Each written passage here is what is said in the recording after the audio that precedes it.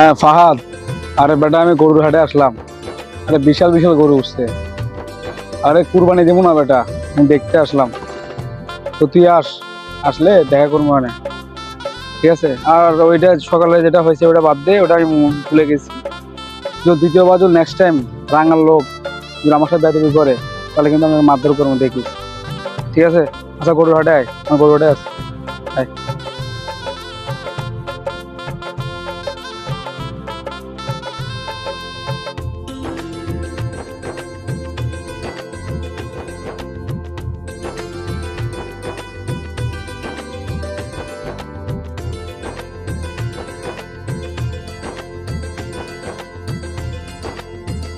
জাইদুল, তোরে দেখলাম বেটা, তুই রাঙ্গার লোকের লগে ঘোরাফেরা কর।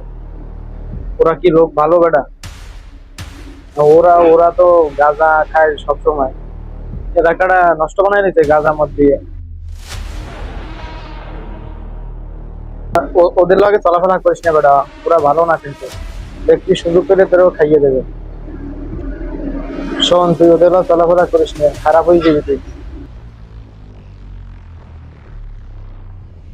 শোন, আমি আছি একটা সুযোগের অপেক্ষায়। ওরা যে কাজগুলো করে, আমি একটা প্রমাণ পাইলেই শীঘ্রই ওরা পুলিশের হাতে ধরাই দেবে। কারণ এতে দেশ নষ্ট হয়, জাতি নষ্ট হয়, মানুষ